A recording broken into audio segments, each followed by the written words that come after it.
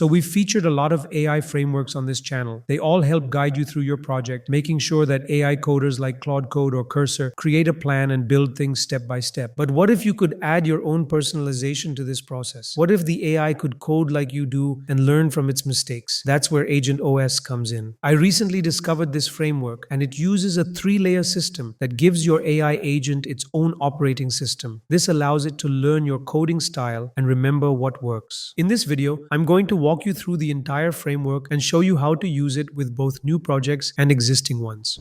So the installation is actually really simple, and I'm going to guide you through the whole thing. This is the website, and you'll find the link in the description below. Just scroll down and you'll see they have all their docs right here on the website, so everything's in one place. Now, when it comes to installing AgentOS, there are 2 steps involved: a base installation and then a tool-specific installation for whichever tool you want to use. Both commands are simple to run. You just need to execute them in different locations. So let's start with the base installation. Simply copy the install command and head over to your terminal in your root directory. What this does is run the AgentOS setup script and create all the base directories that you'll need. The base installation also sets up some standard files that you'll need to customize, but we'll come back to that part later. Once that's complete, you'll need to install the configuration for whatever tool you want to use. Right now, this supports 2 tools, Claude Code and Cursor. You can also use them together in a hybrid mode by running both install commands if you'd like. I'm going to be using Cursor for this setup, but the process is essentially the same for both tools. So I'll copy the command here. Now this command needs to be run in the directory where you're actually creating your project, so let me quickly navigate there. This is where I'm going to paste it, although I've already run the command, so the files are downloaded and set up. You can see the AgentOS setup for Cursor is right here, where the script has installed all the specific files it needed. The main difference between Cursor and Claude Code is how you reference files. In Cursor, you use the @ symbol, while Claude Code still uses /commands. I do hope the creator updates it to use custom agents though, because they're a really great feature that could enhance the experience even more.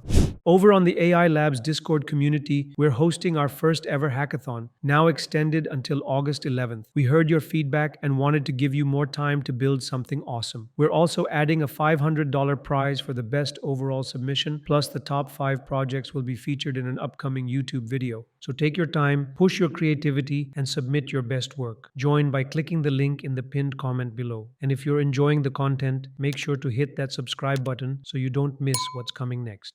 Now that both of the rules have been installed, we need to edit the base rules in order to truly customize our agents and make them code like us. Inside the base rules, there is a standards folder, and we need to edit the files in this. To navigate to that folder, you can either use this path or just use the cd command on the screen. It's going to take you to the files. Then, to open it up in Cursor for editing, just use this Cursor command and it's going to open it up. Now, as you can see, there are 3 files here. Basically, these are our global user preferences that will be applied to every project that is using AgentOS. If we look at the files, we have best practices, which basically includes some industry practices for writing good code. If we scroll down, we can see that they've asked us to write best practices specific to our team, because software engineering teams set up standard rules to write code that is specific to their project, and they can add all of them here and the agents will follow that. Then we have code style, which again contains general guidelines on how to write the code itself. It's how the agent names the files and structures them, so it's essentially a general guideline on the styling of the code. Finally, we have the tech stack, and a default one has been provided, but we can go ahead and change this to whatever we're using. For example, if a team is working on a single project, then they can just put it here so it's consistent for everyone. What I'm going to do is add the tech stack I'll be using. So you can see right here I've added Next.js in my tech stack, and another good example is that I don't want to use npm, and instead I've set my package manager as pnpm. And then using this with Cursor or Claude Code, they will all remember this. After the base files, you also have the project-specific files, the ones that you installed in your project directory. Again, you can just open up that project directory inside Cursor and it'll open everything up. You'll see that we have our rules right here. You'll notice that right now there are 5 rules, but when you first install it, there will actually be 4. The last rule, the TweakCN UI rule, was added by me, and I'll explain later on how I'm going to be using it in the workflow. Other than that, we have our rule files, which actually act as commands for Cursor to use. I mean, if I go to the prompt box and type the @ symbol followed by the plan product file, you'll see that it adds as a rule inside Cursor to plan a product and then create AgentOS docs in the folder. It basically does this by reading the instructions from the instructions folder, which is in the base folder we saw earlier. It was installed with the standards, which we went ahead and changed, but we are not going to change or modify these instructions because that's what actually makes AgentOS work and is the engine behind it. If we modify them, the system will break.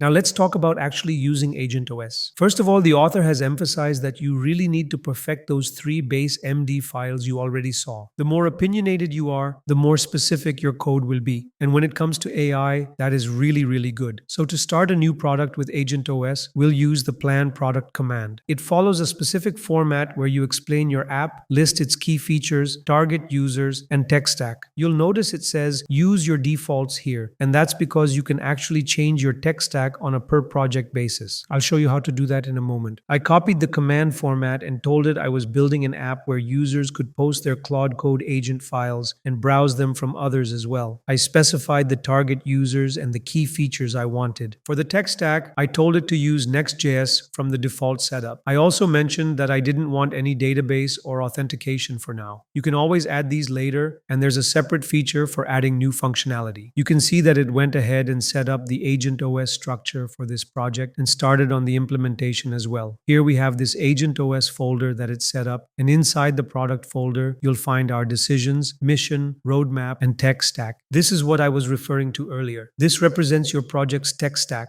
and you can change it whenever you need to use something different. Then we have the roadmap, which is built based on our product, which AgentOS follows step by step and is used to track your overall project progress.